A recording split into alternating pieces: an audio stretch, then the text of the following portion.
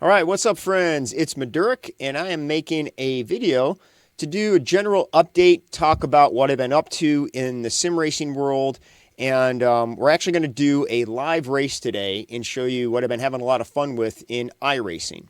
So it's right now about the end of February. I dove into iRacing around the beginning of December and just getting to know the platform. And then I started doing actual races with live people at the end of December. And at the moment, I think I'm at about 95 or 96 races.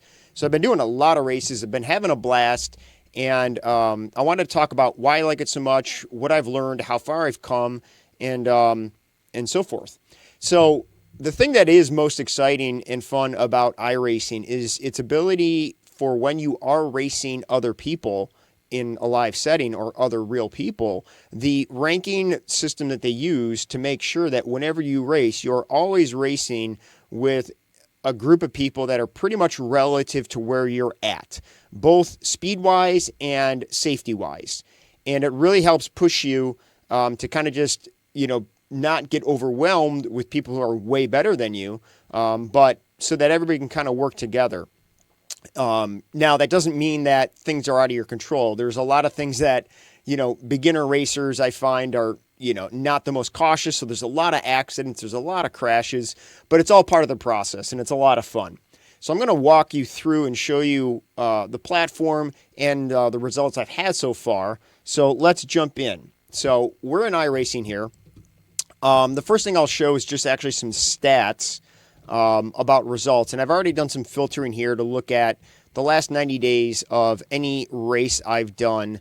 Let's do just road races and just races instead of, there we go. So actually, let's do this from the beginning of December.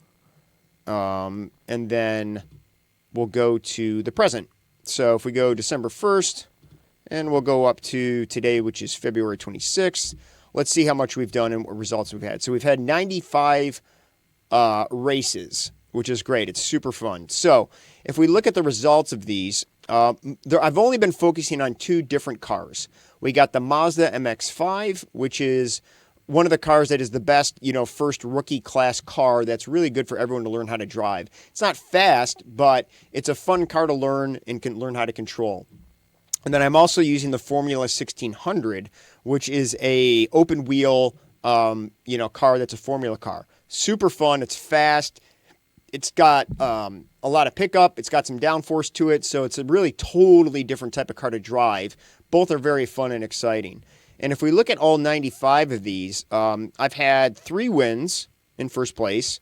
I've had, what do we got? 1, 2, 3, 4, 5 second place wins and about 1, 2, 3, 4, 5, 6 third place wins, and then everything else just kind of comes down from there. So, and the way they kind of work this in the race series is that every week we focus on a different car and a different track. And basically, that's all I've been focusing on are the Ray FF 1600 or the Mazda. So if we go and look at racing or the series list, I'm filtering this just by the races that I could join right now, or that I want to join, I should say. Now, these are 4 different races that are set up for rookie class. And even though I've worked my way up to a C class, meaning I can do other like D class races if I wanted to. All right, I'd have to buy some of the content for these, but in the rookie series, everything is part of the basic membership, and it's just a good place to learn because there's so much skills you have to learn and get better that there's no reason, in my opinion, to jump into buying a whole bunch of stuff when you're not ready. So these are the 2 I've been focusing on. This week, we've been doing the Formula 1600, and we're at the Virginia International Raceway and doing the full course. This is the longest course I've done so far. The fastest lap I could do is about 2:02.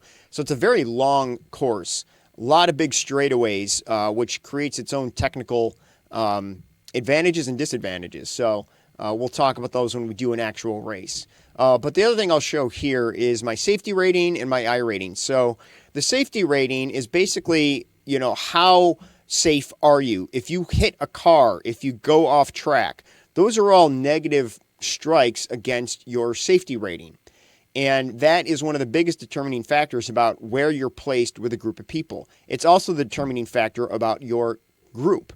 So I'm in the C class right now. If I want to get up to the D class, I need to achieve a 4.0 for the safety rating, which is not easy because in any of these races, there's always crashes.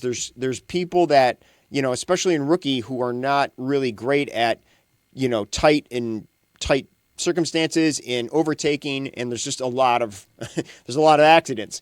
And anytime that happens, it's going to bring your safety rating down. So getting a higher safety rating is tricky, but it's a fun thing to kind of work towards. But again, it's one of the factors that makes this fun because you're always put in with people that are about your same skill level. Now, the I rating is your speed, or how fast you are. So right now I'm at 1284. Again, that's going to depend on where do you start, how quick are your lap times, do you do overtakes, what is your final finish.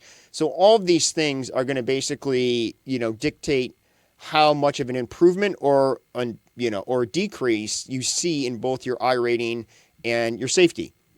So, and this fluctuates a lot. I had like a 3.95 I rating and almost got to 4.0, but then, I got in some crashes and then it bounces down. So it's always fluctuating up and down. And as your skills improve, hopefully you're seeing steady improvements over that. All right. So that's a quick, example of where we're at with everything. Again, when we do a live race, we're going to jump into doing the Formula 1600.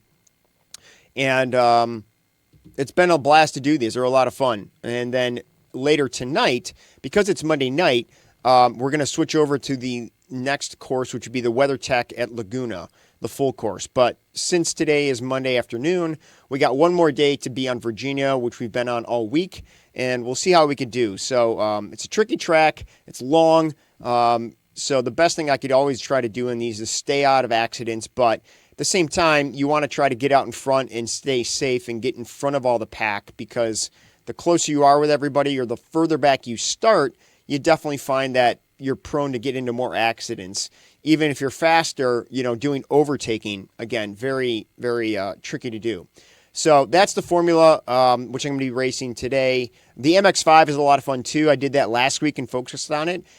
Right now, what I'm doing for each series, which is basically, a quarter or I guess it would be 12 weeks, I guess each series lasts.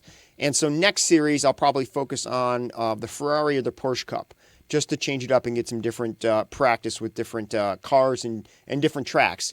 And it's also really helpful to have a whole week where you're racing on the same track and getting to really, really know it.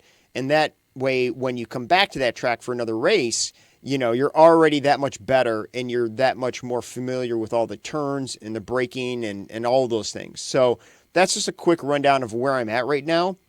We're going to wait a few minutes and then we're going to go ahead and jump into doing a live race and show you what that's all about.